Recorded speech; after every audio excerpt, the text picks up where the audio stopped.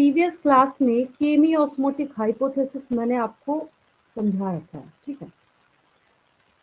तो केमी osmotic hypothesis में अगर मैं आपसे क्वेश्चन पूछूं कि आपने क्या सीखा, तो जो कहते हैं ना किसी चीज का मोरल ऑफ द स्टोरी निकालना, तो आपका वहां पे आंसर होगा कि हमने एक बात सीखी थी पिछली क्लास में कि ये जो थैलाकॉइड है, ये थैलाकॉइड अपने अंदर ये H+ कंसंट्रेशन मतलब प्रोटॉन्स के कंसंट्रेशन को बढ़ाता है, मतलब इंक्रीज करता है। यहाँ पे क्या है, प्रोटॉन्स का कंसंट्रेशन यहाँ पे बढ़ा हुआ है, ठीक। तो अच्छा, ग्रेडियंट टर्म जो है उसको आप फिजिक्स में भी सुनते हैं, केमिस्ट्री में भी सुनते हैं, बायो में भी सुनते हैं। हर एक सब्जेक्ट में, मतलब ऑलमोस्ट साइंस सब्जेक्ट्स में आपको ग्रेडियंट टर्म जो है वो सुनने को मिलता है। तो ग्रेडियंट एक बार और मैंने पहले भी आपको एक्सप्लेन किया था, अगर ग्रेडियंट कहीं सुनने को मिलता है इसका मतलब है कि वहाँ पे एक डिफरेंस है। डिफरेंस बोलने का मतलब एक गैप है। जैसे फिजिक्स में आप इलेक्ट्रिक करंट पढ़ते हैं, तो अगर मैं आपसे क्वेश्चन पूछूं कि इलेक्ट्रिक करंट के फ्लो करने का रीजन क्या है या मूव करने का रीजन क्या है, अगर इलेक्ट्रॉन्स का डिफरेंस नहीं होगा तो आपको लगता है कि इलेक्ट्रॉन्स मूव करेंगे? नहीं करेंगे। तो उनकी मूवमेंट का सबसे बड़ा रीजन क्या है? इलेक्ट्रॉन्स जो मूव करते हैं, तो सबसे बड़ा रीजन ये है कि उसके पास ग्रेडियंट है। तो वहां पढ़ते थे इलेक्ट्रॉन ग्रेडियंट, केमिस्ट्री में पढ़ते हैं कंसंट्रेशन ग्रेडियंट। अब यहाँ आपको दिया जा रहा है प्रोटॉन ग्रेडियंट। सवाल ये उठता है कि आखिर हम इस ग्रेडियंट में इतना ज़्यादा इंटरेस्ट ले क्यों रहे हैं? ऐसा मतलब क्या है या इसकी क्या वजह है कि हम ग्रेडियंट के पीछे इतना ज़्यादा पड़े हुए हैं? तो इसके लिए मैं आपको बायोमॉलिक्यूल्स जो आपका चैप्टर था ना, उसका एक लाइन याद कराऊंगी आपको। मैं ये नहीं बोलूँगी कि बिल्कुल इसके साथ कनेक्टेड है, बट उस एग्जाम्पल से इस कॉन्सेप्ट को कोरिलेट करके समझ जरूर सकते हैं। वहाँ पे क्या आपको एक लाइन लिखी थी, मैं बताती हूँ। लाइन वहाँ पे लिखी हुई थी कि each and every metabolic reaction of human body is in equilibrium. मतलब हम ये भी बोल रहे हैं कि इक्विलिब्रियम इसने मेंटेन करके रखा हुआ है। दूसरी बात हम ये भी बोल रहे हैं कि आपकी बॉडी के अंदर जो मेटाबॉलिक रिएक्शंस हैं वो सुपर फास्ट स्पीड से चल रहा है। तो हम एक तरफ बोल रहे हैं कि चल रहा है और दूसरी तरफ हम बोल रहे हैं कि इसने क्या किया हुआ है, पूरा का पूरा इक्विलिब्रियम जो है मेंटेन करके रखा हुआ है। दोनों दो बातें हैं और दोनों का एम एक ही है। मतलब ये है कि जब लगातार कंसिस्टेंसी में एक भागा जा रहा है और दूसरा उसके पीछे भाग रहा है, तो जब ये दोनों मैच कर रहा है तो आपको ऐसा लगेगा कि ये क्या है, स्टेडी स्टेट में है। बट स्टेडी वो होता नहीं, वो होता सुपर फास्ट स्टेट में, ठीक है। तो एक अगर आपके मन में वहम हो कि हम इसको कैसे समझें, तो आप इस बात को दिमाग में डाल लीजिए कि अगर आपको लग रहा है कि फोटोसिंथेसिस हो रहा है तो प्लांट बेचारा तो एक ही जगह खड़ा है, ये कुछ नहीं कर रहा। ऐसा नहीं है, ये अपने अंदर बहुत वास्ट फिजियोलॉजी का काम जो है वो कर रहा है, ठीक है। सबसे बड़ा काम आपको पता है यहाँ पे किसका है? सबसे बड़ा काम जो है यहाँ पे ग्रेडियंट का है। इवन कि हमारा जो ये पूरा सिस्टम है, चाहे एजुकेशन का सिस्टम हो, चाहे पूरी कंट्री का सिस्टम हो, चाहे सारी कंट्रीज का आपस में सिस्टम हो, या पूरे वर्ल्ड का सिस्टम हो, ये भी एक ग्रेडियंट की वजह से रन कर रहा है। एक आपने देखा होगा छोटे छोटे मैसेजेस जो है वो काफी ज्यादा फॉरवर्ड हुए थे कुछ दिनों पहले, आपने भी पढ़ रखा होगा, मैं कुछ नया नहीं बता रही आपको। एक छोटी सी स्टोरी जो है कई लोगों ने फॉरवर्ड करी थी। उस स्टोरी में ये था, स्टोरी भी बोल सकते हैं या मतलब चैट भी बोल सकते हैं, जो बोलिए आप, ठीक है। उसमें ये था कि जितने भी लोग हैं रहने वाले, सबके अकाउंट में 20 लाख रुपीज चले गए, मतलब सबके अकाउंट में।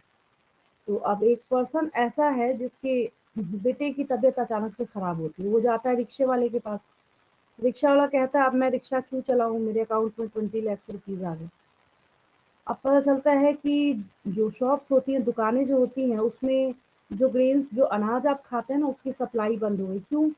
क्योंकि जो फार्मर्स थे, जो किसान थे, वो कहते हैं अब हम धूप में काम क्यों करें, हमारे अकाउंट में तो 20 लाख रुपीज आ चुके हैं। अब वो किसी दुकान में जाता है राशन का सामान खरीदने, तो कोई दुकान नहीं खुली है, कहता है भाई मैं क्यों करूं, मेरे अकाउंट में तो 20 लाख रुपीज आ गए। मतलब किसी पर्सन को जो भी, अब आप डेली लाइफ में सुबह से लेके नाइट के में सोने तक का अगर आप अपना पूरा रूटीन नोट करते हैं तो आपको पता चलता है कि आपकी लाइफ में बहुत सारा इम्पोर्टेंट रोल कौन प्ले करता है, तो ग्रेडियंट प्ले करता है। अगर एक ऑटो रिक्शा ड्राइवर अगर ऑटो रिक्शा भी चला रहा है तो वो इसलिए चला रहा है कि उसको पैसे की कमी है। जिस दिन एक अगर मैं छोटा सा एग्जांपल दूं तो सबके अकाउंट में सही में 20 लाख रुपीज कर दिए जाए तो अगले दिन आपको सड़क पे एक भी ऑटो रिक्शा वाला नहीं मिलेगा। क्या एग्जाम्पल है, इस एग्जाम्पल को देने से आपको बात क्रिस्टल क्लियर हो रही होगी। यानी यहाँ हर कोई भाग रहा है तो किसके पीछे भाग रहा है, पैसे के पीछे भाग रहा है। मैंने भी आपको छोटा सा एग्जाम्पल दिया, तो इसका मतलब है कि ये भी तो भाग रहे होंगे किस चीज के पीछे। यहाँ पे ये भी क्या है, मतलब भागने का काम कर रहे हैं, रनिंग का काम कर रहे हैं सब। एक ना स्टीडी स्टेट को अक्वायर करना चाहते हैं। सबको लगता है कि नहीं हम यहाँ से यहाँ भागे तो हम स्थिर हो जाएंगे, लेकिन जिस दिन सारी चीजें स्थिर हो गई उस दिन बहुत दिक्कत हो जाएगी। तो जो ग्रेडियंट है, ये ग्रेडियंट इतना ज्यादा जरूरी है कि अगर आपने यहाँ H प्लस का कंसंट्रेशन नहीं बढ़ाया तो ये एटीपी का सिंथेसिस नहीं होगा। तो अगर कोई आपसे कल को जाके पूछता है कि what is the significance of proton gradient in plant physiology, ATP formation. हाँ वेरी गुड। तो हम लोग क्या करेंगे, यहाँ पे एटीपी को सिंथेसाइज करने के लिए प्रोटोन ग्रेडियंट को, ग्रेडियंट मतलब कम ज्यादा, अभी मैंने ये बोला ही नहीं कहाँ कम है कहाँ ज्यादा है, ग्रेडियंट बोला आपको पीटी में। फिजिक्स में बोला ग्रेडियंट, मतलब समझिए अच्छा डिफरेंस है यहाँ पे, कहीं पे कोई चीज कम है कहीं पे कोई चीज ज्यादा है।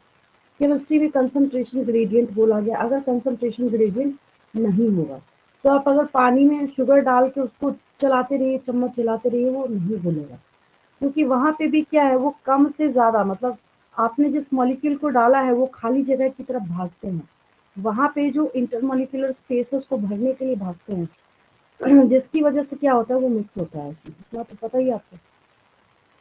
ठीक उसी तरीके से यहाँ भी हमारी लाइफ में, और हमारी लाइफ कनेक्टेड है प्लांट से, तो प्लांट्स में भी क्या होता है, ग्रेडियंट का बहुत बड़ा रोल है। तो ये क्या करेगा, आपको किस चीज में हेल्प करेगा, सिंथेसिस ऑफ एटीपी में हेल्प करेगा। ये सारे स्टेटमेंट्स आप खुद से लिख सकते हैं। आपने नोटिस करा होगा, मैं वापस रिपीट कर रही हूँ, वैसे आप बोलेंगे मैम हर क्लास में ही बात बोलती हैं। मैंने लिखा नहीं, पिछली क्लास में भी कुछ एक दो या तीन लाइन हार्डली लिख दो तो बहुत है, क्योंकि समय नहीं है, ना आपके पास समय है ना मेरे पास टाइम है। अगर मैं उतना टाइम लेके चलूँ तो पता चला आपका फाइनल एग्जाम आ जाएगा। आप टाइम लेने बैठ गए, अगर बोले नहीं हम एक एक लाइन लिखेंगे तो लिखते रहिए, एक ही चैप्टर लिखते रहिए, फिर पता चला जनवरी तक, है ना। तो हार्ड वर्क आपका बढ़ जाएगा। यहाँ पे मैं तो आपको समझा रही, मैं आपको एक एक ईच एंड एवरी स्टेटमेंट बता दे रही हूँ, बट आपका नोटवर्क बढ़ेगा। बढ़ेगा बोलने का क्या मतलब है, और ऐसे अच्छा भी है, लिखवा देने से क्या होता है, बच्चे खुद से नहीं लिखते, उसके ऊपर डिपेंड करते हैं कि हम एग्जाम टाइम में कर लेंगे, बट आप लोग खुद से कर लेते हैं तो अच्छी बात है। तो मैं आपको एक एक स्टेटमेंट जो है वो याद करा रही हूँ। स्टेटमेंट नंबर 1 मैंने आपको क्या बताया है यहाँ पे, there is accumulation of protein inside the thylakoid. आपको दिख रहा नहीं दिख रहा है, ये जो थैलाकोइड है इसके अंदर यहाँ पे जो प्रोटोन का ग्रेडियंट है ज्यादा है, जो दिख रहा है, जो आपने प्रिंट करके रखा है दिमाग में, उसको आपको कॉपी यस में मैम। लिख देना, बस और कोई काम नहीं करना, ठीक है। तो यहाँ पे थैलाकोइड मेम्ब्रेन के अंदर जो है प्रोटोन का ग्रेडियंट बढ़ गया तो क्या होगा, फिर हम दूसरी भाषा में कहते हैं कि इसका मतलब अक्रॉस दिस मेम्ब्रेन, मतलब इस मेम्ब्रेन के आगे पीछे, इस मेम्ब्रेन के बाहर अंदर एक ग्रेडियंट बन गया। ग्रेडियंट बनने का मतलब ये है कि फर्क आ गया, उसमें बहुत बड़ा डिफरेंस आ गया, ठीक है। और ये ग्रेडियंट क्यों चाहिए, तो हमको दिख रहा है, ये ग्रेडियंट इसलिए चाहिए कि ग्रेडियंट जब आएगा तो यहाँ से ये पुश करेगा एटीपी सिंथेज को, किसको पुश करेगा, ये एटीपी सिंथेज को। और जो एटीपी सिंथेज है क्या है, एटीपी सिंथेज जो है यहाँ जो बैठा हुआ है ये तब तक ट्रिगर नहीं हो सकता जब तक यहाँ प्रोटोन ग्रेडियंट ना हो। अब मैं आपको आज अनाउंस कर दूं, मैं बोलूँ ऐसा है, जितने बच्चे अभी क्लास कर रहे हैं सबकी मतलब डिग्री कंफर्म्ड है, मैंने ना आपकी एक एक सीट जो है वो मेडिकल कॉलेज में बुक करके रखी है। अब क्या मजाल कि अब कल से मेरे से बायो पढ़िएगा क्या, कोई नहीं पढ़ेगा। आप बोलिए हम पागल बैठे हैं क्या, जब हमारा सिलेक्शन हो ही गया तो वहीं जाके प्रैक्टिस करेंगे, अब हम क्यों टाइम वेस्ट करें अपना, है ना।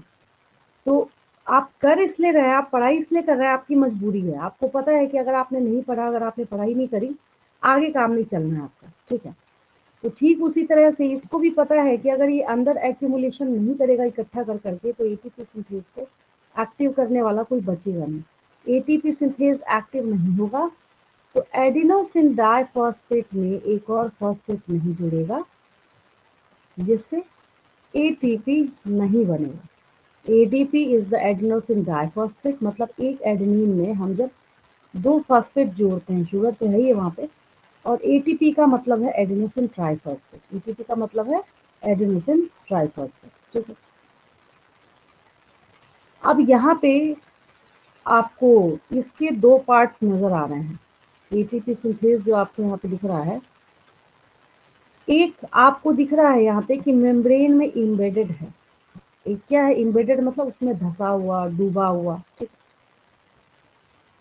अब नीट के एग्जाम का क्वेश्चन है, which part of ATP synthase is embedded in the thylakoid membrane। अब ये आपको क्रिस्टल क्लियर खुद ही आपको अपनी ही खुली आंखों से दिख रहा है।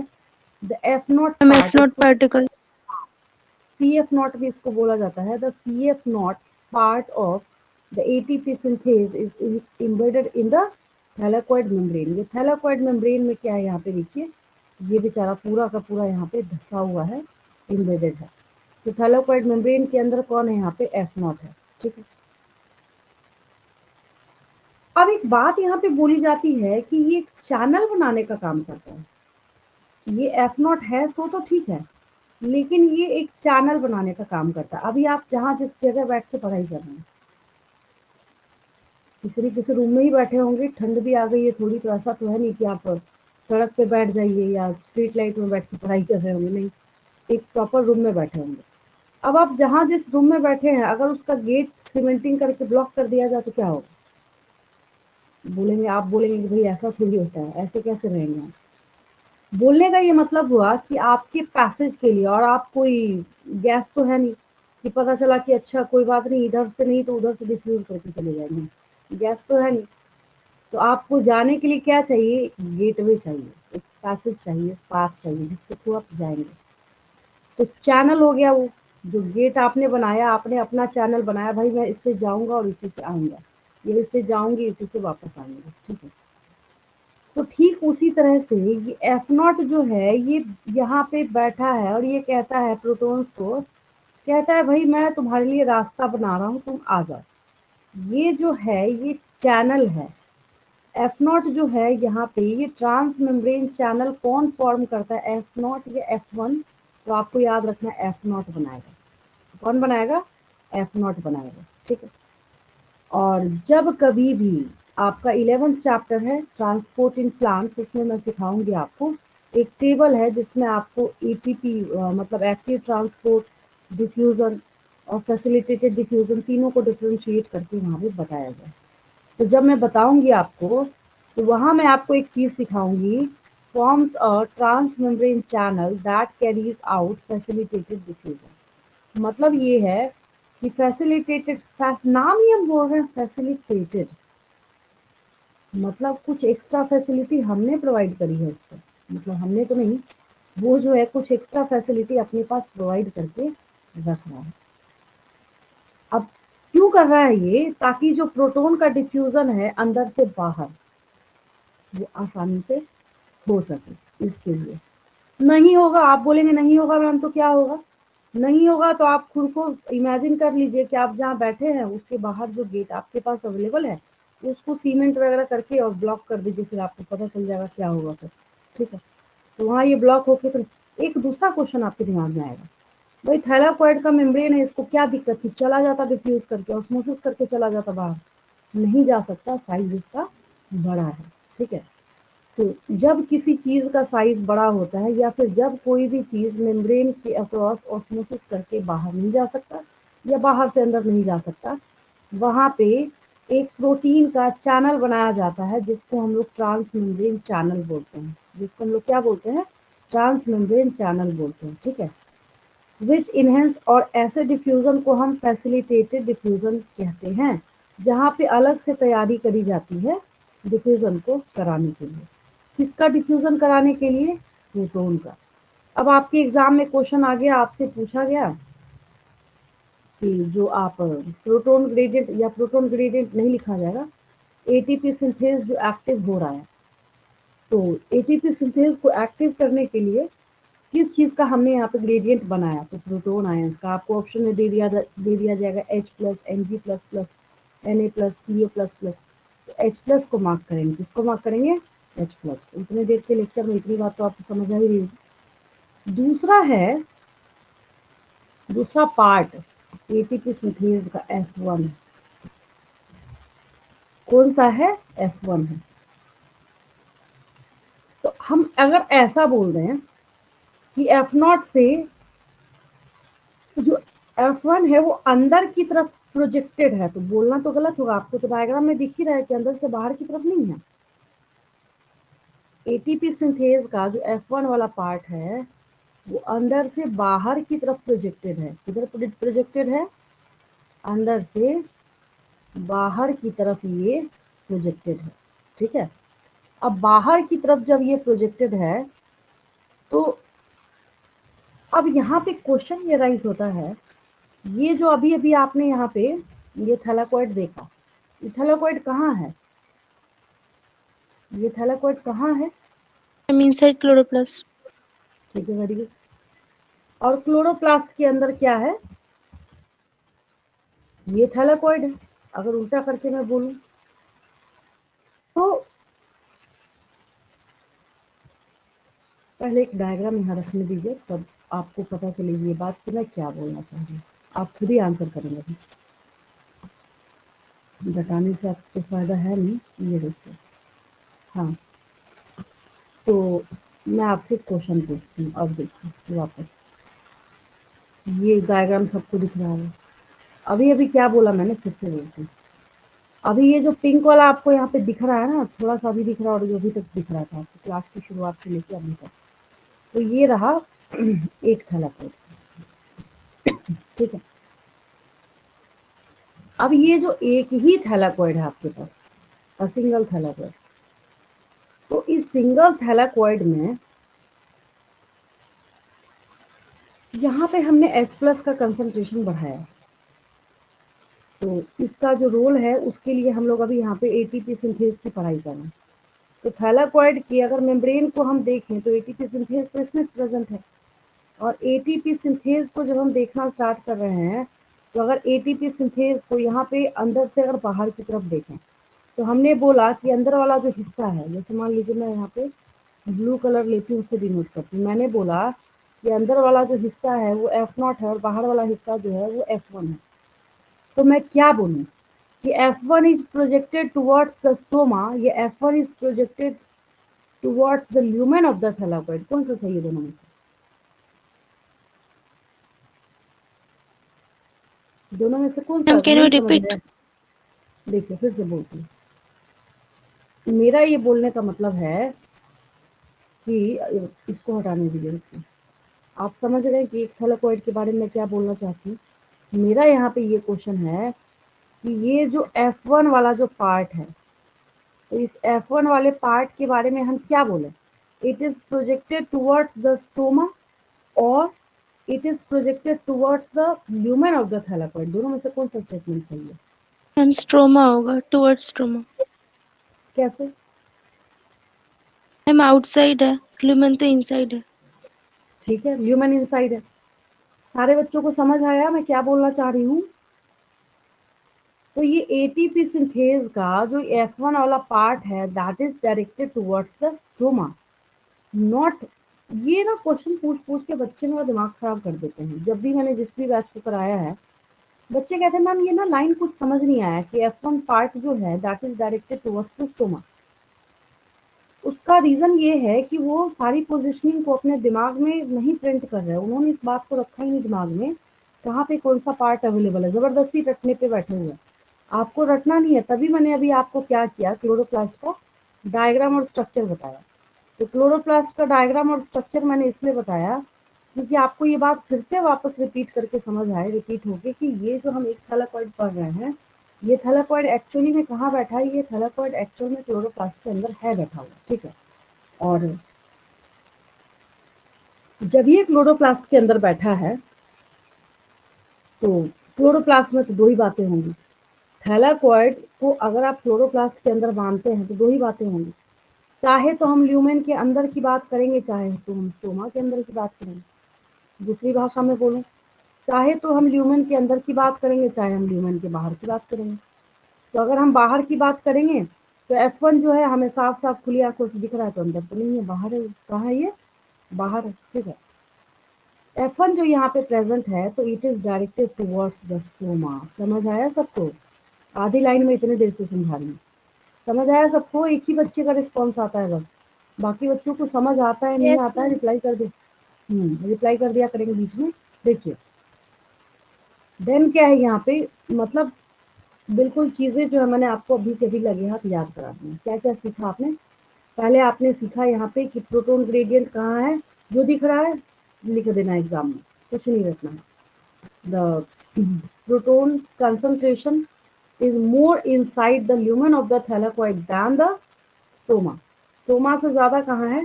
तो स्टोमा वाला गया कहाँ? तो इसने स्टोमा वाले कंसंट्रेशन को क्या कर दिया? कम कर दिया, क्योंकि H प्लस जो है यहाँ पे, ये H प्लस को खींच के देखिए ना, यहाँ पे एरो से अंदर भेजा जा रहा है। क्यों बोला जा रहा है? भाई अंदर इसकी जरूरत है, तुम दे दो। दूसरी बात, सोने पे सुहागा। अब जब स्प्लिटिंग ऑफ वाटर यहाँ पे हो रहा है PS2 में, तो ये भी नहीं छोड़ेगा, ये भी देगा प्रोटॉन को। कुल मिला के सारी तैयारी ऐसी हो रही है कि अंदर का H प्लस कंसंट्रेशन क्या होगा? इंक्रीज हो जाए। तो हमने यहाँ पे क्या किया है? H प्लस का कंसंट्रेशन बढ़ा दिया, ठीक है। This gradient of protons leads to activation of ATP synthase। जैसे आपने इस पॉइंट को ट्रिगर किया, बस तुरंत एग्जाम में एटीपी सिंथेज की हेडिंग जाएगी। फिर एटीपी सिंथेज में आप लिखेंगे आसानी से, there are basically two parts of ATP synthase enzyme. First part which is embedded in the membrane of the thylakoid is CF0, and that part that is projected towards the stoma is known as F1। यही समझाया मैंने अभी तक आपको, but मैं ऐसी बोल के हवा में छोड़ देती तो आपको समझ भी नहीं आता, तो मैं इतनी देर से रिपीट कर रही हूँ, ठीक है। बट बैठ तो गया ये, कोई दिक्कत नहीं, एटीपी सिंथेज बैठा। अगर हम इसको कायदे से ट्रांसफर वाले सेंस में अगर हम देखना स्टार्ट करें, तो हमने क्या किया? अभी हमने ट्रांस मेम्ब्रेन चैनल बनाया है। कल को जाके हो सकता है आपसे ये भी पूछ लिया जाए एग्जाम में कि जो H प्लस रिक्वायर्ड है एटीपी सिंथेज को एक्टिवेट करने के लिए, तो एक ये H प्लस जो है ये कैसे ट्रिगर करेगा? By facilitated diffusion, by simple diffusion, by active transport? किसको टिक करेंगे? सोचिए। फैसिलिटेटेड डिफ्यूजन, जब भी हम trans membrane protein extra add करते हैं ना, कहीं भी लगा होगा, ट्रांसपोर्टिंग प्लांट्स में मैं आपको सिखाऊंगी, उसको हम लोग फैसिलिटेटेड डिफ्यूजन कहते हैं। क्या कहते हैं? ये आपका यहाँ पे फैसिलिटेटेड डिफ्यूजन हो गया, ठीक है, और प्रोटॉन्स अक्रॉस द मेम्ब्रेन, ठीक है। अब देखिए, the other portion is called CF1। साफ साफ देखिए, जो मैं इतनी देर से आपको लेक्चर दे रही हूँ, यहाँ पे मेंशन किया हुआ, protrudes on the outer surface of the thylakoid membrane on the side that faces the stoma।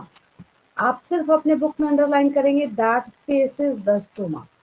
CF1 ने स्टोमा की तरफ अपना फेस किया हुआ है, किधर अपना फेस किया हुआ है? स्टोमा की तरफ इसने अपना फेस किया हुआ है, ठीक है। और the breakdown of the gradient provides enough energy to cause a conformational change in the CF1 particle of ATP synthase, which makes the enzyme synthesize several molecules of energy-packed ATP। Breakdown का क्या मतलब हुआ? आपने यहाँ पे कम मतलब बढ़ाते गए बढ़ाते गए बढ़ाते गए बढ़ाते गए, H प्लस को बढ़ा के बैठे हुए हैं। अब जैसे एज फॉर एग्जाम्पल आपकी जॉब लगी, इनकम आ रही है आपकी, इनकम आ रही है, अब आप बोले नहीं अब हम कुछ खरीदेंगे नहीं, इसका पैसे जमा करते जा रहे करते जा रहे करते जा रहे करते जा रहे, और डेली उसका कोई आप काम नहीं कर रहे, आपको कुछ बीमारी हो रही है, मेडिसिन नहीं खा रहे कोई, तो क्या होगा? इसका रिजल्ट क्या होगा पता ही आपको। तो ये क्या इकट्ठा करने के लिए, करके बैठने के लिए इसने रखा है क्या H प्लस यहाँ पे? तो जैसे ये H प्लस इसको ट्रिगर करने के लिए यहाँ से बाहर जाएगा, ट्रांसमेम्ब्रेन चैनल बोलने का मतलब है हम अपनी मर्जी से किसी चीज को क्रॉस कराने के लिए गेट बना रहे हैं, साधारण भाषा में मैं आपको बताऊं तो हमने जो यहाँ पे ट्रांसमेम्ब्रेन चैनल बनाया है वो ट्रांसमेम्ब्रेन चैनल हमने खुद इसलिए बनाया है ताकि H+ तो इसके बाहर निकलने का मतलब होता है ग्रेडियंट का टूटना। इसको हम इनडायरेक्ट लैंग्वेज में बोल रहे हैं, मेरी बात समझ आ रही है? आप H+ को जब लीक कराना स्टार्ट कीजिएगा वहां से मतलब ग्रेडियंट टूट रहा है। ग्रेडियंट क्या हो रहा है? टूट रहा है। तो ग्रेडियंट टूटने का क्या मतलब है, ब्रेक डाउन होने का क्या मतलब है कि अब एटीपी यहाँ पे बंद हो रहा है, ट्रिगर होगा तो फिर ये क्या करेगा, एटीपी बनाने का यहाँ पे काम करेगा। ठीक है, तो हम लोग यहाँ पे क्या बोलते हैं, केमी ऑस्मोसिस रिक्वायर्स मेम्ब्रेन। मतलब समझे, आपने ना यूट्यूब पे बहुत सारे ऐसे वीडियोस, बहुत सारी ऐसी वीडियोस देखी होंगी जिसमें आपने नोटिस किया होगा कि वो मतलब कुछ बनाने का बताते हैं, खाना बनाने का। ठीक है, अब जैसे सपोज कीजिए वो आपको सिखा रहे हैं कि शाही पनीर कैसे बनाते हैं, तो आप क्या देखते हैं कि वो वीडियो स्टार्ट हुआ और बोलना स्टार्ट कर दिया, हाँ भाई सबसे पहले एक जो एक कोई भी आपके घर का वेसल है उसको बर्नर के ऊपर रख दीजिए। ऐसा नहीं देखा होगा आपने। आपने हमेशा नोटिस किया होगा सबसे पहले वो इंग्रेडिएंट बताता है, चाहे कोई भी कितना भी बड़ा चैनल होगा सबसे पहले आपको क्या करेगा, इंग्रेडिएंट बताएगा। ठीक है, ताकि लोग उतना तैयार करके रखें, उसके बाद समझें कि क्या कैसे करना है। ठीक उसी तरह से अगर कल को जाके किसी ने आपसे पूछ लिया, इसको रटना नहीं है, इसकी टेक्निक है, आपको ये डायग्राम दिख रहा है, ये यहाँ से उठा के सबको आपको लिख देना है। तभी मैंने पूरा क्लीन कर दिया, इसको आप खुद से भी लिख सकते हैं। जैसे अगर कोई आपसे पूछता है कि ये जो केमी ऑस्मोसिस जो तुमने अभी तक पढ़ाई करी है, इस केमी ऑस्मोसिस को होने के लिए क्या क्या चीज की जरूरत है, क्या चाहिए, अगर केमी ऑस्मोसिस यहाँ पे कराना है तो केमी ऑस्मोसिस रिक्वायर्स अ मेम्ब्रेन। नहीं होगा मेम्ब्रेन तो हवा में होगा क्या, कोई दिक्कत है? सबसे पहली चीज क्या चाहिए इसको, अच्छा मेम्ब्रेन नहीं मेम्ब्रेन। होगा तो खुला दरबार हो जाएगा ना भाई, क्या आना और क्या जाना और क्या ग्रेडियंट, खत्म, कहानी खत्म। तो सबसे पहली मैम चीज है इसको पार्टिकल्स ही मेम्ब्रेन। प्रेजेंट नहीं होंगे। हाँ तो ये क्या होगा ये चाहिए, इसको मेम्ब्रेन चाहिए। पंप बोला जा रहा है, प्रोटोन पंप बोला जा रहा है। क्या बोला जा रहा है? Proton pump. यहाँ पे किसका पंप है, आप किसका पर, जैसे जब नर्वस सिस्टम की पढ़ाई मैं आपको कराऊंगी ना, न्यूरल कंट्रोल एंड कोऑर्डिनेशन, तो वहां मैं आपको पढ़ाऊंगी सोडियम पोटेशियम पंप की वजह से आपका नर्वस सिस्टम रेगुलेट होता है। यहाँ मैं आपको पढ़ा रही हूँ प्रोटोन पंप, तो हर जगह याद रखना पड़ता है।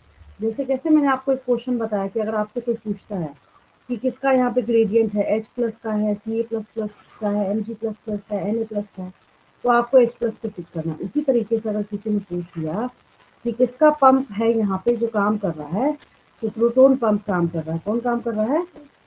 और उसके बाद proton gradient and ATP synthase, यही तो चाहिए आपको। केमी ऑस्मोटिक हाइपोथेसिस में तो इसको आप खुद से लिख सकते हैं।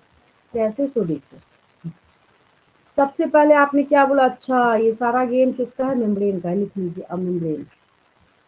अब शुरू से लेके अभी तक जो मैं पिछली क्लास से लेके आज तक जो मैं लेक्चर दे रही हूँ उसके दूसरी बात मैंने यहाँ पे क्या बताई, H+ मतलब प्रोटोन का पंप है। यहाँ पे किसका पंप है, यहाँ पे प्रोटोन का पंप है।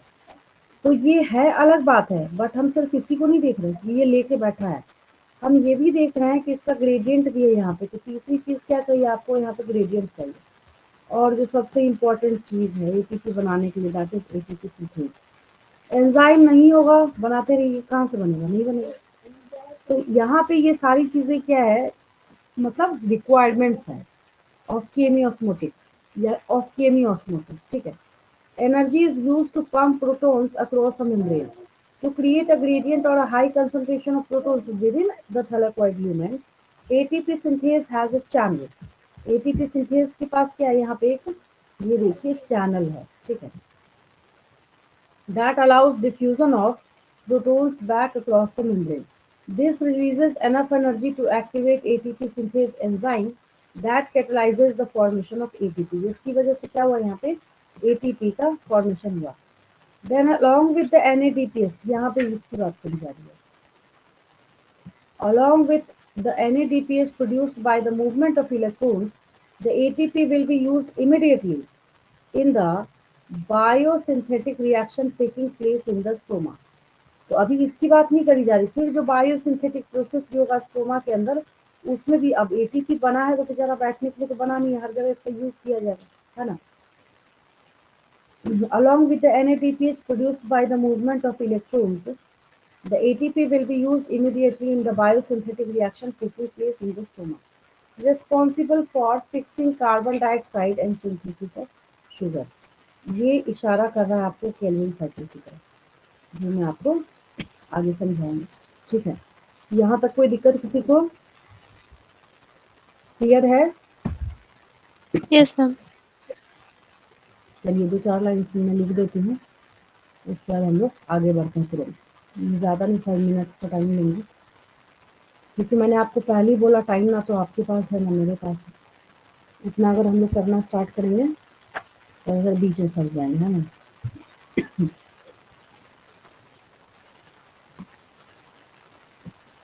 नेक्स्ट पेज में ले रही हूँ, वहाँ से हम लोग स्टार्ट करते हैं।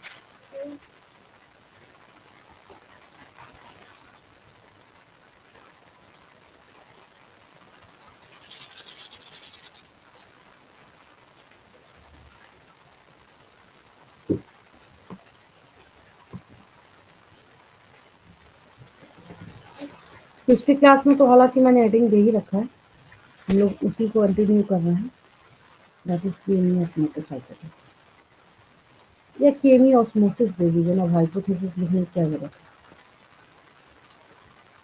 केमिकल्स का ऑस्मोसिस हो रहा है तो हम बोलेंगे केमी ऑस्मोसिस, इसमें कौन सी नहीं बात है।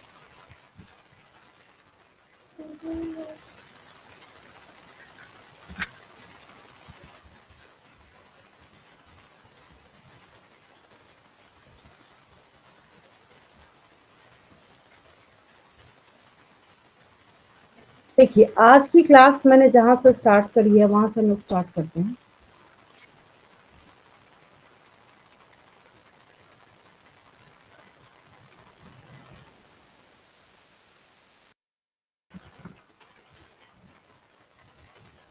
क्लोरोप्लास्ट,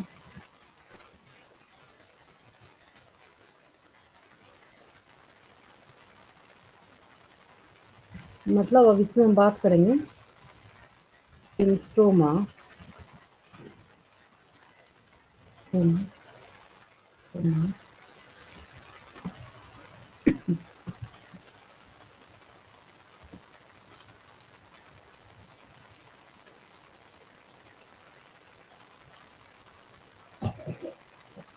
H प्लस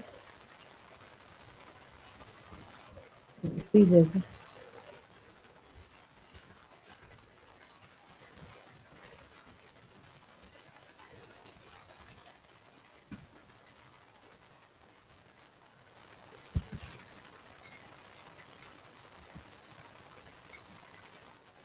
तो कम हो गया, क्योंकि वहां से लेके कहाँ देगा, अंदर देगा उसको, देखा ही आपने, विद इन द अलाकोइड, यानी ल्यूमेन में उसको ज्यादा बढ़ जाएगा वहां पर। देन है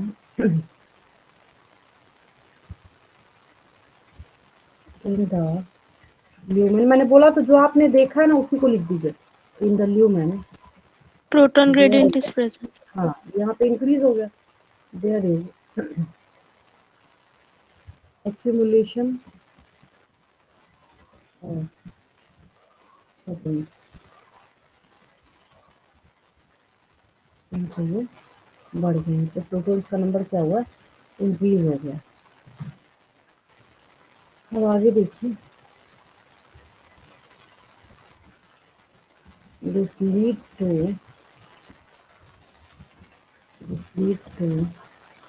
proton gradient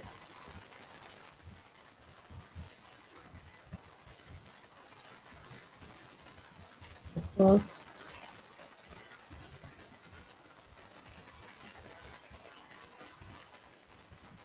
the membrane of liquid। हो गया बस, अभी तो देखा ही आपने, यहाँ पे क्या हो गया, ये बढ़ गया, ठीक है।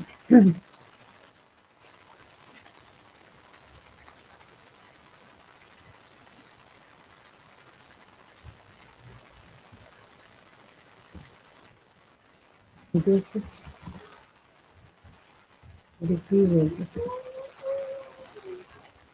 PH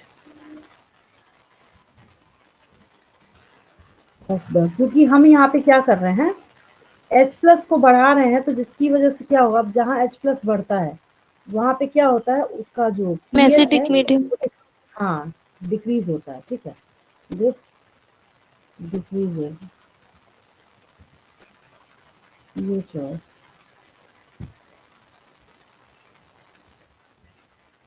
in the lumen of thylakoid, lumen of thylakoid। ये अब अच्छा ये होनी चाहिए, ठीक है।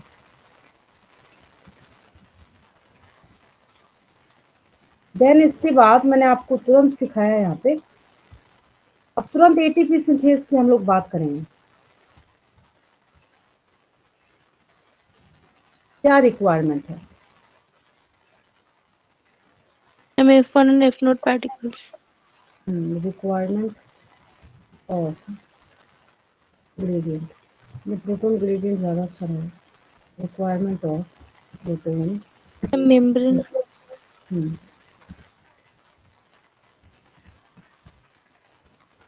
इसमें लिख लीजिए, this gradient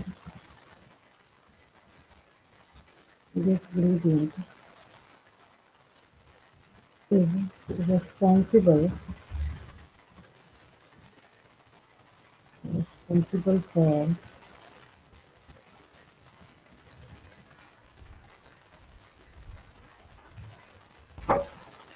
ATP synthesis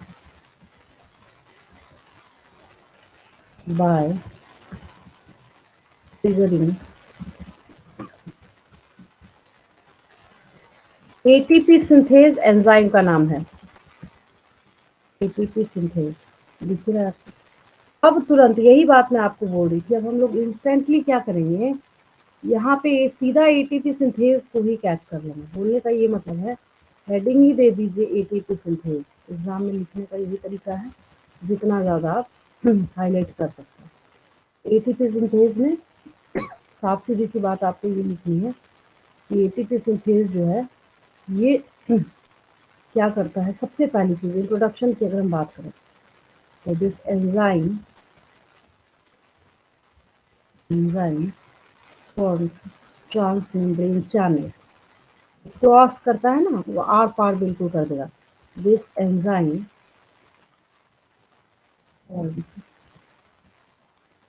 transmembrane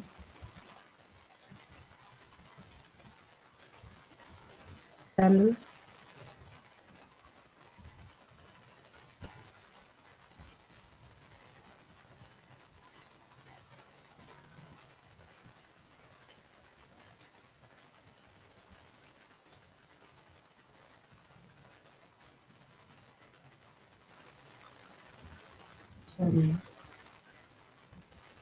across the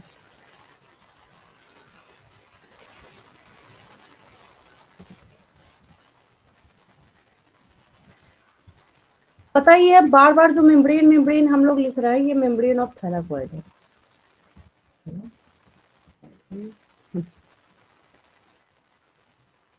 channel channel दो बार होगा ना, अक्रॉस द मेम्ब्रेन ऑफ थैलाकोइड, ठीक है।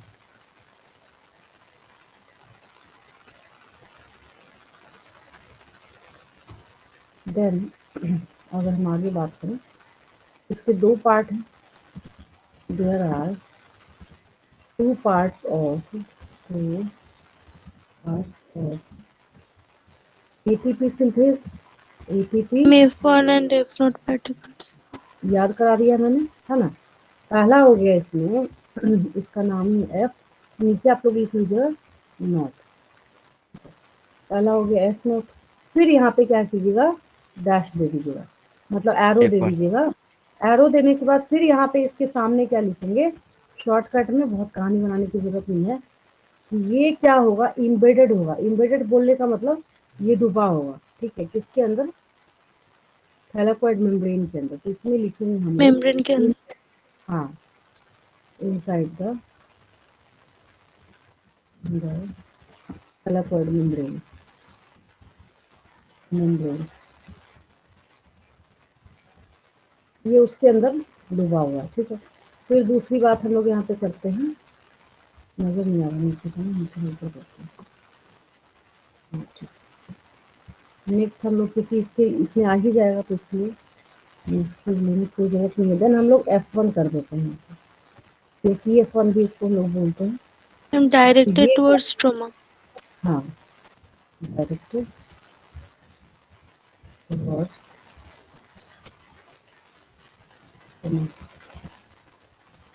ये स्टोमा की तरफ फेस किए हुए, फेसिंग टुवर्ड्स द स्टोमा। चाहे तो आप लिखिए directed towards stoma, facing towards stoma, बात तो वही है, एक ही चीज है यहाँ पे, ठीक है। तो अब इसके बाद क्या होगा, जैसे ही हम इस ग्रेडियंट को तोड़ेंगे, ग्रेडियंट तोड़ना बोलने का मतलब ये है, मैंने नेक्स्ट पेज ले लिया, इस पेज में तो मुझे नहीं लगता किसी बच्चे को डाउट होगा। अगर आपको लग रहा है कि है तो पूछ लीजिए, इसमें अगर आपको किसी को डाउट है तो मैं नेक्स्ट पेज लेती हूँ।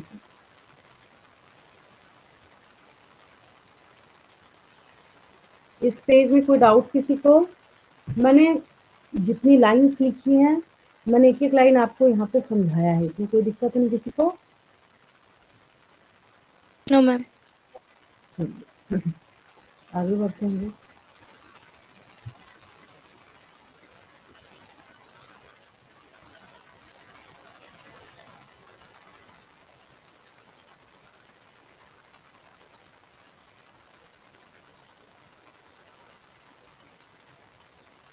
अब हम लोग क्या कर, ग्रेडियंट के तोड़ने का मतलब है कि वहां से जरूर ऑब्वियस है कि प्रोटॉन का क्या है, फ्लो जो है वो स्टार्ट हो गया है ना। किस लिए, किसकी वजह से होगा? ताकि वो एटीपी सिंथेज को एक्टिवेट करे। देन हम लिखते हैं the breakdown of ATP synthase leads to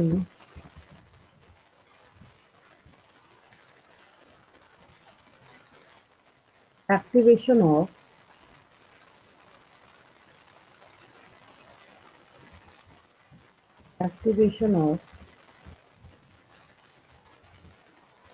ATP synthase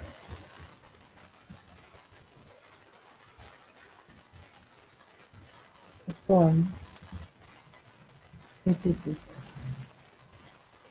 ATP बनाने के लिए, ठीक है।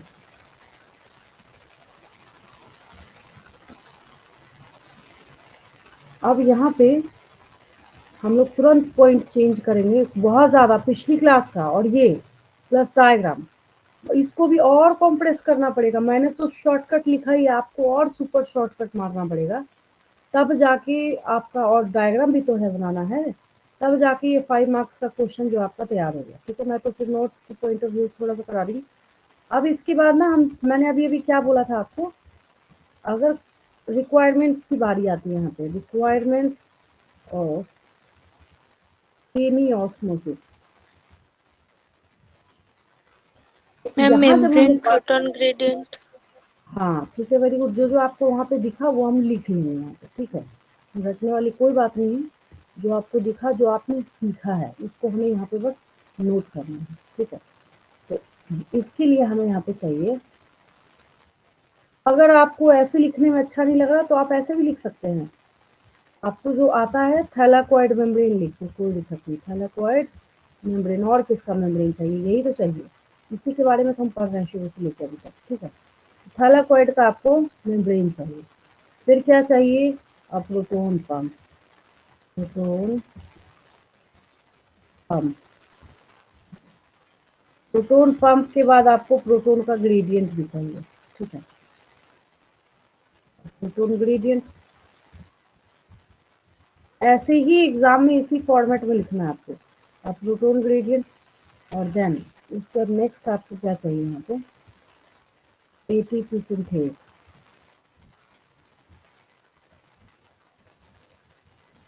एटीपी सिंथेज, ठीक है। ये सारी चीजें आपको चाहिए। अब क्यों चाहिए ये सारी चीजें? सारी तैयारी देख के लग नहीं रहा आपको करना क्या है हमें? अच्छा, एटीपी बनाना है। तो यहाँ पे हम ये सारी तैयारी कर रहे हैं एटीपी बनाने के लिए। और एटीपी जो बना, तो एटीपी जो बनेगा तो आगे कहाँ लगेगा ये, तो इसको बायोसिंथेटिक रिएक्शन में यूज किया जाएगा। तो हम शॉर्टकट में लिख लेते हैं यहाँ पर, इतनी कहानी बनाने को, क्योंकि ऐसे ही बहुत सारे पॉइंट्स हो गए हैं, ज़्यादा कहानी बनाने का कोई फायदा है नहीं। तो यहाँ पे लिखिए ATP is used in other biosynthetic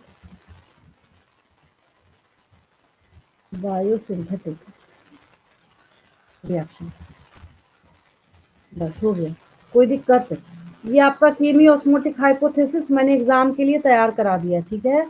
अब अगर ये आपको आता है एग्जाम में, काफी इंपॉर्टेंट क्वेश्चन है, टीचर्स जब भी क्वेश्चन बनाते हैं तो इस क्वेश्चन को जरूर दिया जाता है। बच्चों को कॉम्प्लिकेटेड लगता है, बट मुझे नहीं लगता इसमें कॉम्प्लिकेशन जैसी कोई चीज है, बहुत सीधा साधा है अगर समझा जाए इसको तो।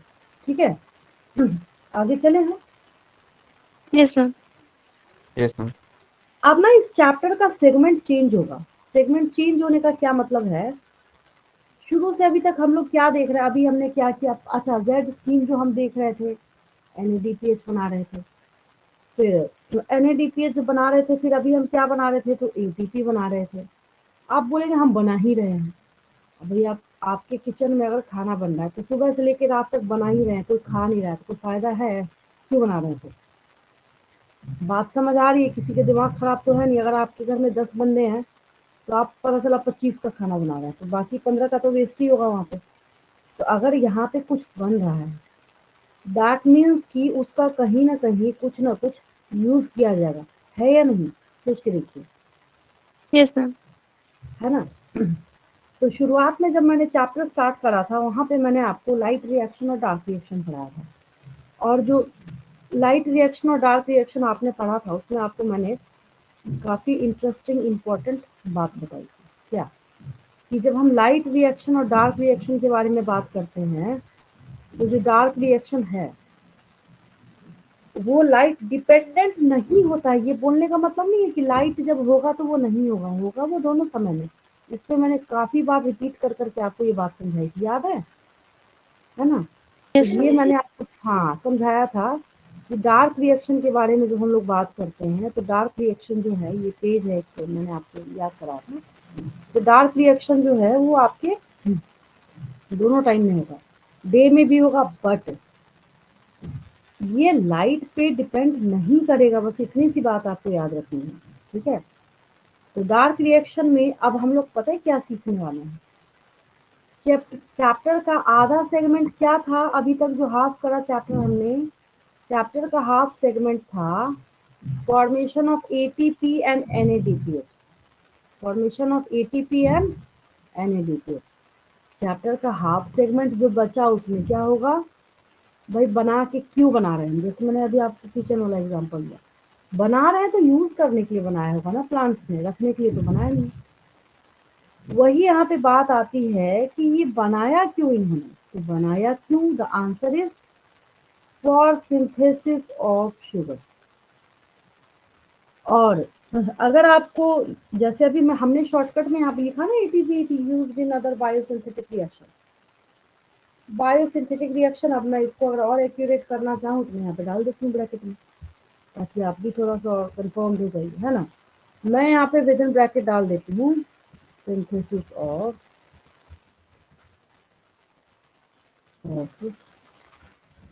चाहे तो फूड बोलिए चाहे शुगर बोलिए। अब समझ आया, फूड और शुगर हम ये बना लें, हमारा ये एम है बनाने का। इसीलिए हम काम ही, प्लांट बोलेगा मैं इसीलिए काम ही कर रहा था, भाई कोई आदमी कमाता क्यों है, खाने के लिए। अगर कोई ये जान जाए कि भाई कुछ भी करे वो ना भी करे तब भी उसको फूड जिंदगी भर अवेलेबल होता रहेगा, कोई क्यों जॉब करेगा।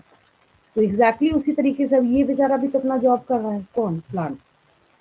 तो प्लांट जब अपना जॉब कर रहे हैं तो बेचारा मेहनत कर रहा है, इतनी मेहनत मशक्कत कर रहा है, इतनी मेहनत करने के बाद आपने देखा प्रोटोन का ग्रेडियंट कर रहा है, तो ये कर रहा है, तो एटीपी सिंथेज एक्टिवेट हो रहा है, एटीपी बन रहा है, तो ये इसका जॉब है। जैसे आपका कोई जॉब होगा फ्यूचर में जाके, अभी तो आपके पेरेंट्स की जॉब है जिसके ऊपर आप अभी आराम से रिलीज है, ठीक है। लेकिन जब आपकी जॉब होगी तो ऑब्वियस है कि जॉब क्यों करेंगे, कोई काम है, कोई पर्पस है, कोई एम है उसके लिए कर रहा है। तो ठीक उसी तरीके से यहाँ जो ये बायोसिंथेटिक रिएक्शन बोलने का मतलब है कि अब हम क्या करेंगे, देखेंगे सिंथेसिस ऑफ शुगर। ठीक है, तो आगे हम वही यहाँ पे पढ़ना स्टार्ट करेंगे, यूज ऑफ एटीपी एंड एनएडीपीएस। क्या लिखेंगे हम लोग, यूज ऑफ एटीपी एंड एनएडीपीएस। ठीक है, आसान है। अब आसानी हो गया, जो मेन पार्ट था वो निकाल लिया आपने, बट निकाल लिया बोला तो मैंने बहुत आसानी से, बट अभी भी इसमें जो है चैप्टर के 3 मेजर टॉपिक्स जो है वो बचे हुए। एक तो अभी मैं आपको बता देती हूँ छोटा सा टॉपिक, इसके बाद केल्विन साइकिल आपको करना है, केल्विन साइकिल के बाद C4 पाथवे करना है, और C4 पाथवे के बाद फिर आपको हैक्सलेट पाथवे करना है। फिर लास्ट में जब फोटो रेस्पिरेशन कराऊंगी फिर अभी और एक पड़ाव आएगा जो कि आसान है, उसमें कोई दिक्कत नहीं है। फिर हम देखेंगे कि फैक्टर्स अफेक्टिंग फोटोसिंथेसिस, मतलब ऐसे सारे फैक्टर जो फोटोसिंथेसिस को अफेक्ट करने का काम करेंगे। तो बच्चों वाला ही तो हो जाएगा, बट हाँ ये बिल्कुल मैं बोलूँगी कि जो बिल्कुल क्रिटिकल पार्ट था ना वो निकाल लिया आपने, ये तो मैं बिल्कुल बोलूँगी कंफर्मेशन के साथ। जो टफ पार्ट था, अगर आपका अभी तक का पोर्शन बहुत अच्छा है तो आगे मजा आएगा आपको, बिल्कुल। ठीक है, तो मैंने क्या बोला था, आगे हम लोग लिखेंगे यूज ऑफ एटीपी। अभी तक बना तो हम यही रहे थे, यूज भी करेंगे इसका, जो बनेगा वही तो यूज होगा, एटीपी एंड एनएडीपीएस। अब आपके घर में रोटी सब्जी बनेगी, ठीक है, रोटी सब्जी बनेगी और आप बोलिएगा नहीं अभी हमें तो चावल ही दाल खाना है, तो मिलने वाली तो है नहीं, तो जो बना है वही मिलेगा ना आपको। तो यूज ऑफ एटीपी एंड एनएडीपीएस, तो हमने बनाया यही था तो हम यूज इसी का करेंगे, है ना। तो ये जो आपने एटीपी और एनएडीपीएस बनाया है, तो सबसे बड़ी चीज ये है, ठीक है, कि जो आप रट चुके हैं जिस बात को, these are the products of light reaction. These are the products of light reaction of photosynthesis. मेरे ख्याल से तो आज की बात से ना, जिंदगी में अगर कोई आपसे पूछे कि what are the products of light reaction, कभी गलती होगी क्या इसमें? No ma'am. हमेशा के लिए मैंने आपको इतनी बार बोला है ना कि हम याद हो टैग जाएगा। रिएक्शन के लिए ग्लूकोज होगा। हाँ, जिसके पास बायो नहीं हो ना उसको ही बैठा दीजिएगा मेरी क्लास में, वो भी आंसर करेगा वो बंदा, कभी चेक करके देख लीजिएगा। आपके घर में जिनका बायो नहीं होगा ना, कभी उनको बिठा दीजिएगा मेरी क्लास में, वो भी आंसर करने लगेंगे। ठीक है, दूसरी बार रिपीट कर दिया मैंने, बोलेंगे अरे यार अब तो मुझे भी याद हो गया सुन सुन के, है ना। तो हम यहाँ पे क्या कर रहे हैं, एटीपी और एनएडीपीएस तो हमने बनाया ही। तो दीज बोलने का मतलब है एटीपी एनएडीपीएस हुई, और एक बेचारा जो हमारे लिए तो बहुत जरूरी है लेकिन उसके लिए तो बाय प्रोडक्ट है, ऑक्सीजन। ठीक है, तो ऑक्सीजन जो है वो डिफ्यूज आउट हो जाता है, क्लोरोप्लास्ट से डिफ्यूज आउट होगा, जिसको इवॉल्व करता है तो हम लोग यूज करते हैं। ठीक है, तो एक हम लोग यहाँ पे पॉइंट लिख लेते हैं इसके लिए, O2 diffuses, O2 diffuses out, ये मतलब बाहर चला जाएगा, ऑफ द क्लोरोप्लास्ट। अगर बेचारा उसके अंदर बैठा रहता तो हम कैसे यूज करते थे, है ना। Diffuses out of the chloroplast while ATP and NADPH are used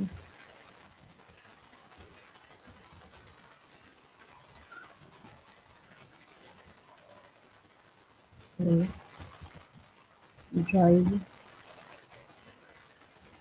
the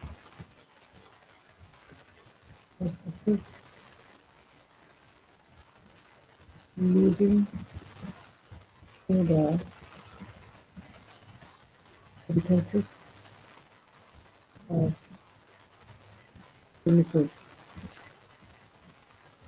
कुल मिला के अल्टीमेटली गोल यही है कि हमें ग्लूकोज बनाना है। ठीक है, तो हम यहाँ पे, और जिसको यहाँ पे क्या लिखा जाता है आपको साधारण भाषा में,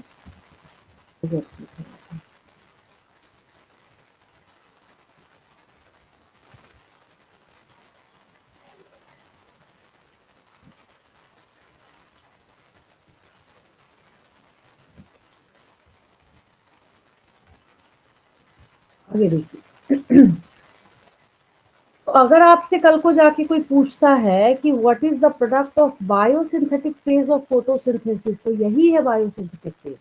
ठीक है, इसी को हम क्या बोलते हैं, बायोसिंथेटिक। सिंथेसिस मतलब बनना, सिंथेसिस मतलब बनना। क्यों बनना बोल रहे हैं, प्लांट बेचारे के लिए तो यही जान है उसकी, इसी के ऊपर वो जिंदा है, इसी के ऊपर सर्वाइव कर रहा है।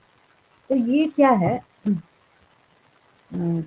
दिस फेनोमेना या this phase of photosynthesis is known as the biosynthetic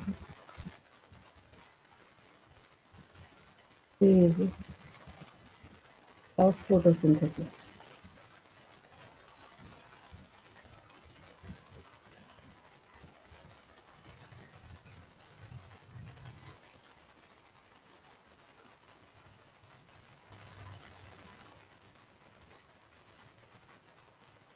तो यहाँ पे हम लोग क्या कर रहे हैं, जो बायोसिंथेटिक फेज है फोटोसिंथेसिस का, उसकी पढ़ाई हम इस तरीके से कर रहे हैं कि अच्छा यही वो फेज है जिसके अंदर ग्लूकोज है जो बनेगा। दूसरी बात जो कि मैंने आपको शुरू में भी लिखाया है कि यहाँ पे ये जो फेनोमेना है, मतलब बायोसिंथेटिक फेज, बायोसिंथेटिक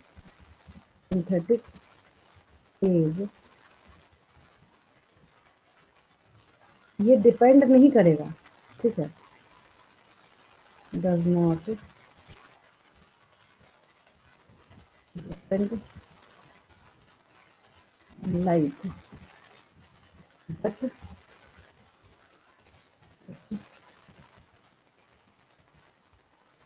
डिपेंड्स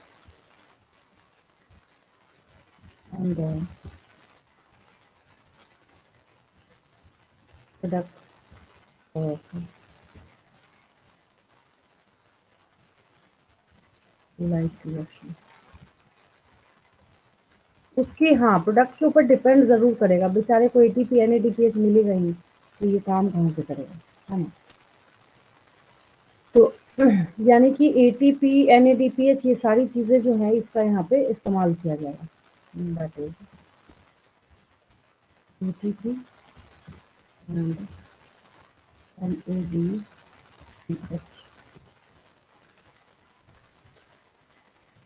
और चलते हैं,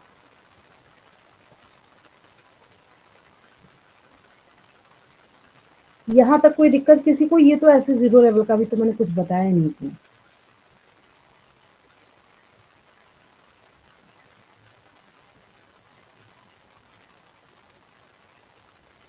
अब देखिए एक चीज यहाँ पे ये है कि अगर जैसे मैंने अभी अभी आपको एग्जांपल दिया कि आपके घर में अगर जो किचन में खाना बनाया आप वही खाएंगे वही यूज करेंगे, ऑब्वियस कॉमन सेंस है, ठीक है। लेकिन अगर क्या होगा कि आपको याद है एक, ये मैं याद दिलाती हूँ आपको, वो पता नहीं इमेज है या नहीं है, हमने ना एक सनलाइट वाला ऑब्जर्वेशन के लिए एक लीफ को कवर करके ये ब्लैक पेपर वाला टेस्ट करा था, ये ब्लैक पेपर से कवर Yes, करके, ma'am. याद आ गया शुरुआती स्टेज में।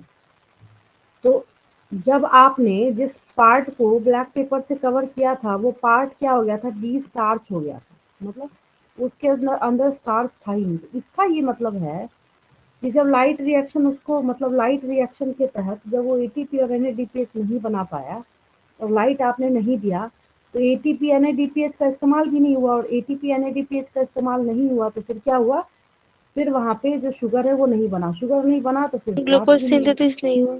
नहीं हुआ, ठीक है। तो इसका ये मतलब हुआ कि क्योंकि हमने क्या बोला है यहाँ पे, biosynthetic phase does not depend on light. कोई दिक्कत नहीं है, बोलेगा ठीक है मुझे लाइट नहीं चाहिए, कोई बात नहीं, मैं बिजली में काम कर लूंगा, ठीक है। लेकिन उसके प्रोडक्ट पर तो डिपेंड कर रहा है, एटीपी और एनएडीपीएच तो इसको चाहिए, ठीक है। तो इसके रिगार्डिंग यहाँ पे एक इम्पॉर्टेंट बात क्या आती है कि जब इसको लाइट अनअवेलेबल होगा, मतलब जब इसको लाइट नहीं मिलेगा, नाइट का जैसे टाइम है, ठीक है, तो कुछ टाइम तक क्या होगा, बायोसिंथेटिक प्रोसेस जो है वो चलता रहेगा चलता रहेगा चलता रहेगा। कुछ टाइम चलने के बाद कितना चलेगा बेचारा, जितनी एनर्जी होगी उतना तो चलेगा, अब जितनी एनर्जी होगी उतना ही चलेगा ना। अब आपको कोई बोले चलो तुम एक बड़ा सा फील्ड है, उस पर 10 चक्कर लगाओ। मान लीजिए आपने 7 चक्कर लगाया, उसका 7वें चक्कर को लगाने के बाद आपको किसी ने बोला चलो 8वां चक्कर लगा, अब आप बोलिएगा नहीं मेरे कदम आगे नहीं बढ़ रहे, फिर क्या होगा, बोले जबरदस्ती करो, आप वहीं बेहोश हो जाइए। आपकी बॉडी के अंदर जितना एटीपी माइटोकॉन्ड्रिया ने बनाया है उतना ही तो खर्च कीजिएगा ना, एक्स्ट्रा कहाँ से लेके आइएगा, कोई बैटरी लगाइएगा अपने अंदर, नहीं। ऑब्वियस कॉमन सेंस है।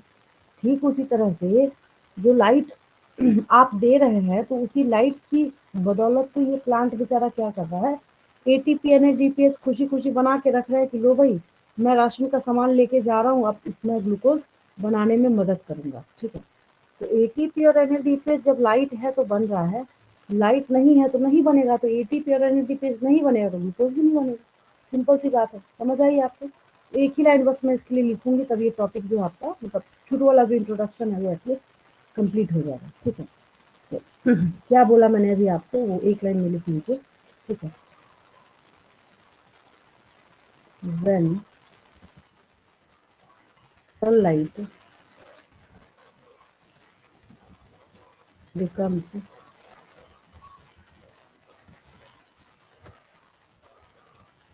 अनअवेलेबल, जब ये क्या होगा, नहीं मिलेगा, ठीक है, द बायोसिंथेटिक प्रोसेस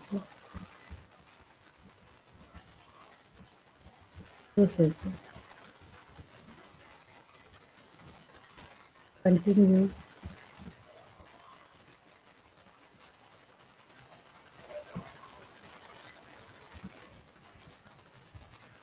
और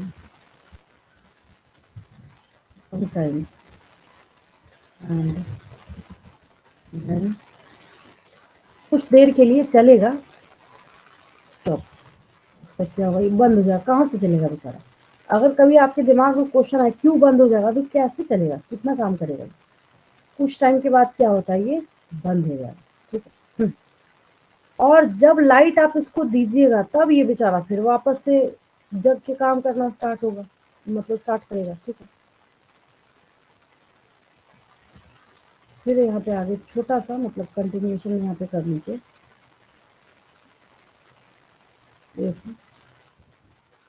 light is available again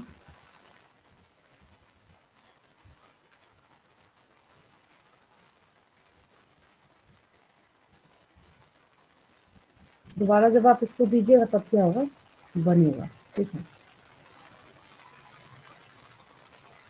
the starch synthesis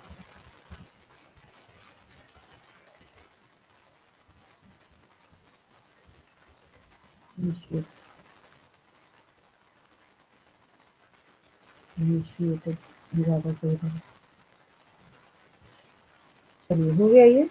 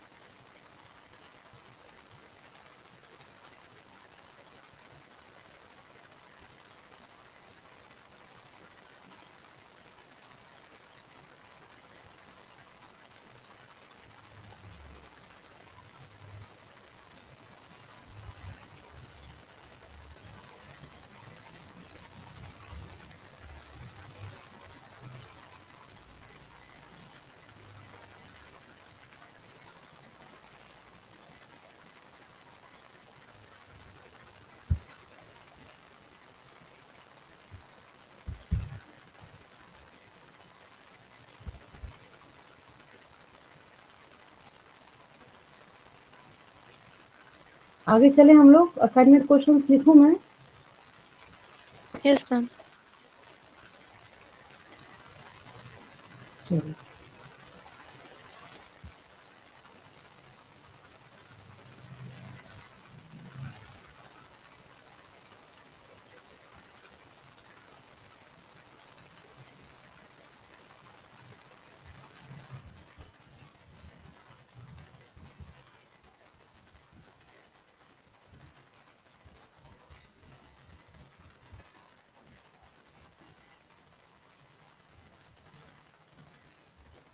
में लिखिए पहला मेंशन द प्रोडक्ट, ये पहले भी दिया है मैंने आपको, प्रोडक्ट ऑफ डार्क रिएक्शन। क्या हो जाएगा? ग्लूकोज। आंसर हो जाएगा इसका ग्लूकोज। ब्रैकेट में लिख लीजिएगा, चाहे आप शुगर बोलिए, चाहे आप कार्बोहाइड्रेट,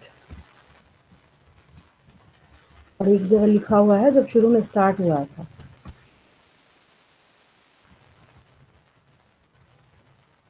बायोमोलिक्यूल्स आपने पढ़ रखा है तो आप समझ रहे होंगे कि हमने क्यों यहाँ पे इतने सारे टर्म्स यूज किए हैं। ठीक है, then second question,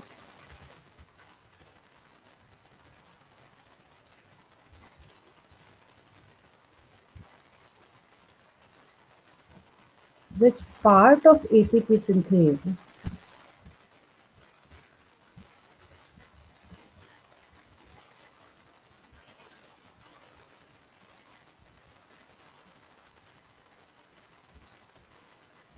is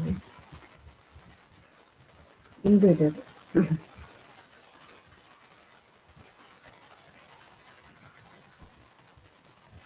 within the thylakoid membrane? क्या हो जाएगा? If not particles. If not, hmm,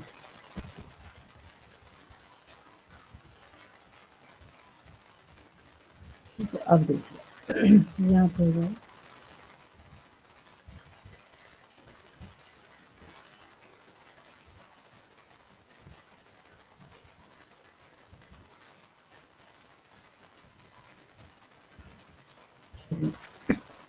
next लिखिए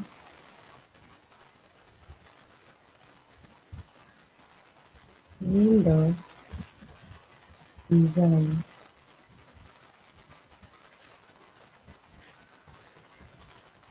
involved in ATP synthesis. ATP synthase. ATP synthase. ATP synthesis.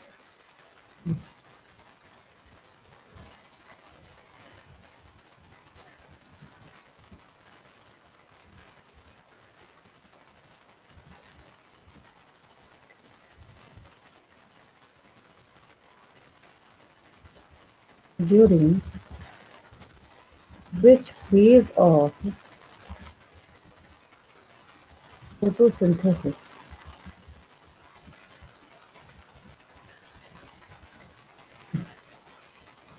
ATP and NADPH are used? Light reaction. ध्यान से देखिए question, Ma'am, Ma'am, used होगा bio. Direct reaction. तो क्या हो जाएगा? Biosynthetic reaction. Biosynthetic.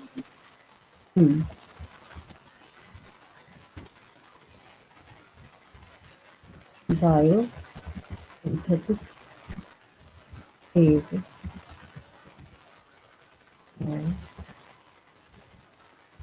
Dark reaction है ना? Yes, ma'am. मैम सेम है दोनों सेम ही हाँ टर्म्स है। हाँ, देखिए डार्क रिएक्शन होता है ना जैसे, ठीक है, तो डार्क रिएक्शन में ग्लूकोज हम बना रहे हैं, तो ग्लूकोज जो बना रहे हैं तो उसी को हम दूसरी भाषा में कह रहे हैं कि यही है बायोसिंथेटिक फेज। समझ गए? Okay ma'am. ये जो सारा रिएक्शन होके जो ग्लूकोज बनेगा इसी को हम बोलेंगे बायोसिंथेटिक फेज। समझ गए? ठीक है, yes ma'am.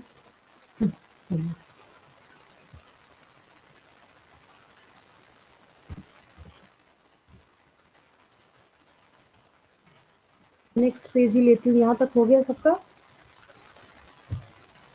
Yes Yes, ma'am. ma'am.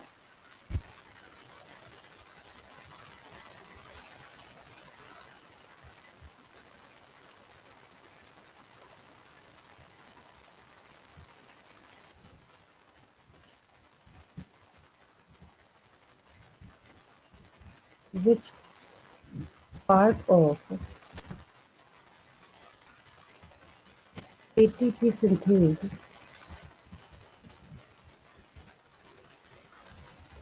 Very good.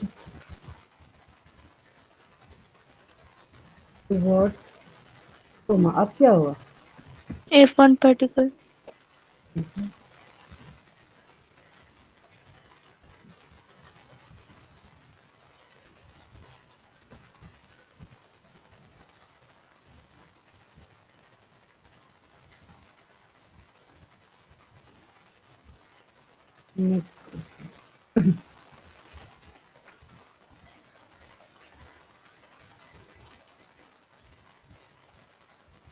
Which enzyme forms transmembrane channel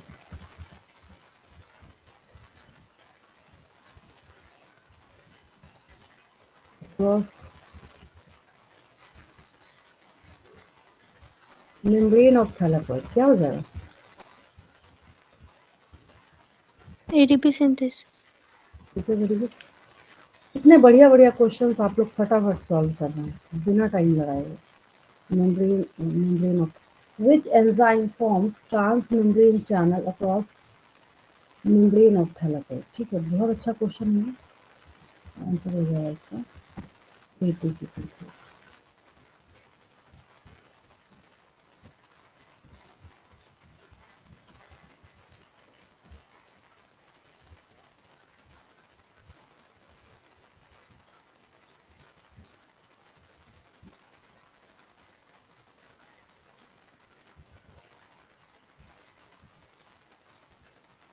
Be present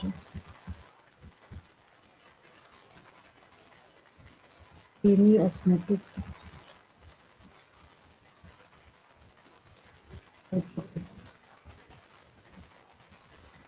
इसमें आपको सिर्फ क्या करना है, डायग्राम बनाना, लिखना नहीं है, ओनली डायग्राम। ठीक है, 7th क्वेश्चन में 8th question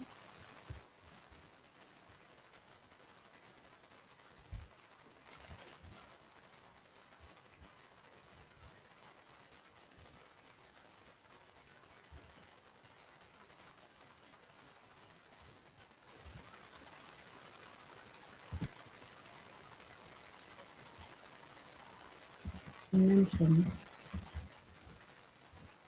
the role of proton gradient in chemiosmosis।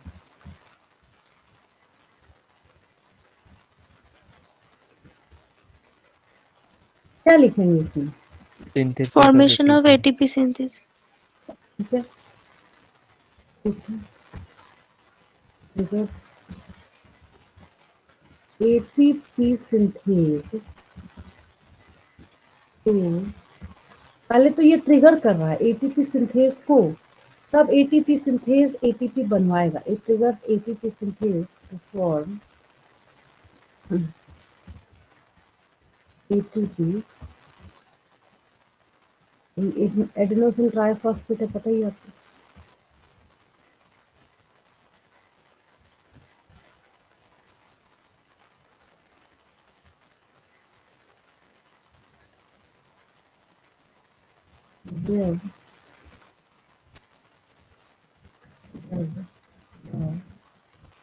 Concentration of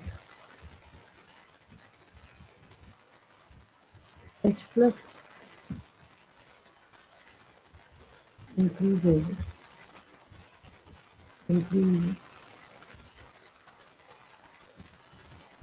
during chemiolysis। क्या हो जाएगा? Ma'am lumen.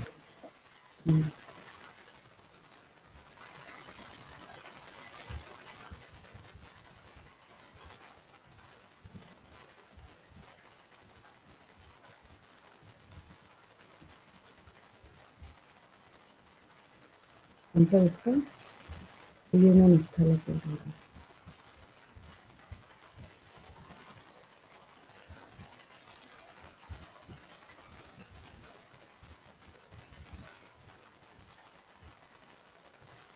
क्वेश्चन लिखेंगे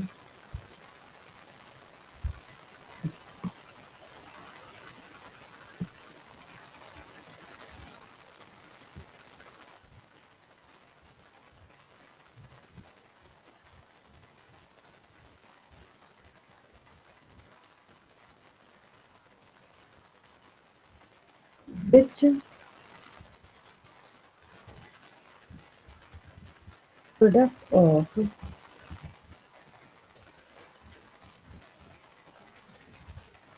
light reaction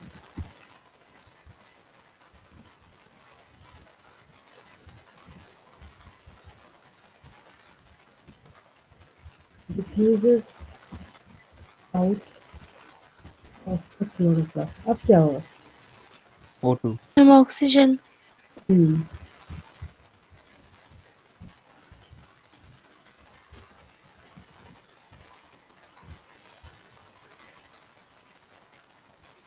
इसके आंसर में ऑक्सीजन लिखा है।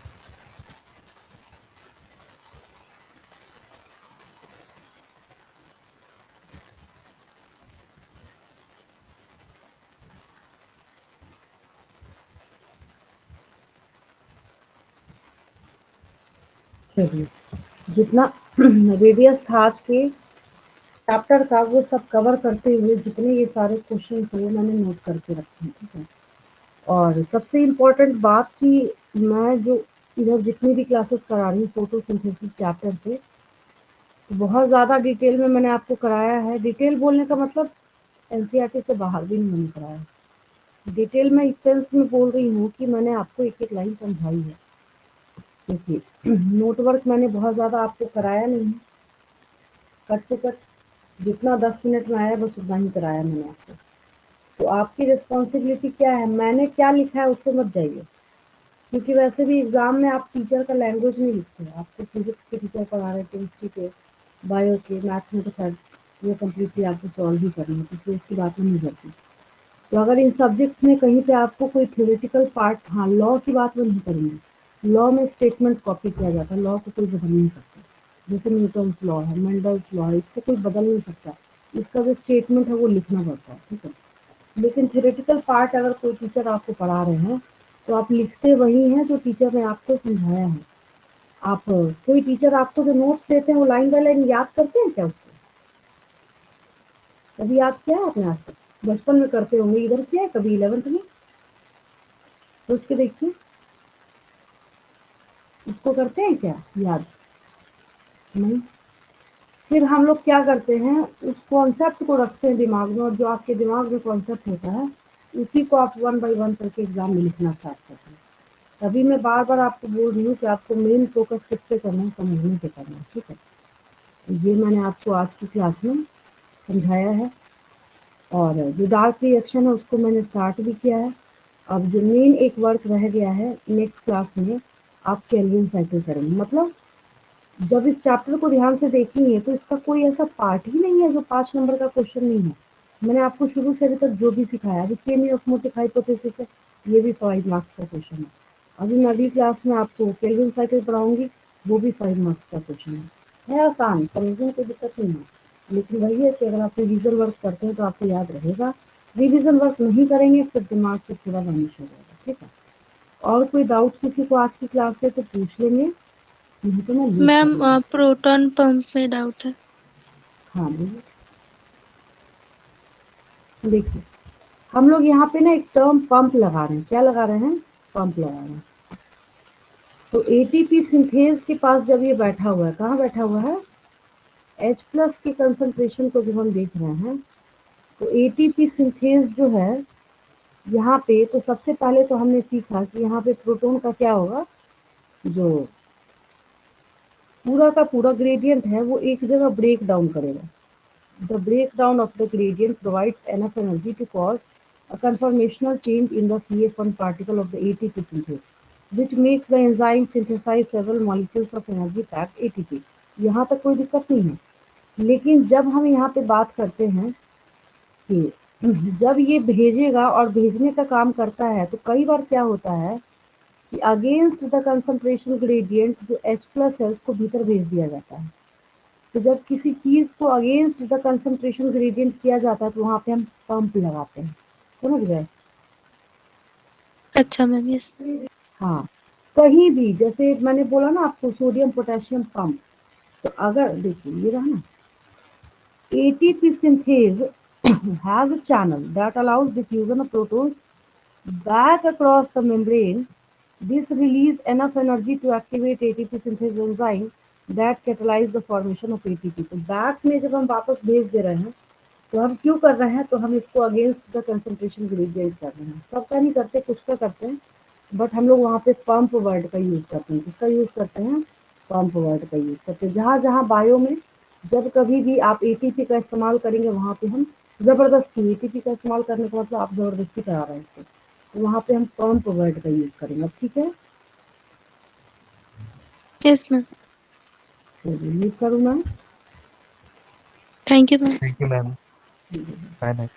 Good night, ma'am.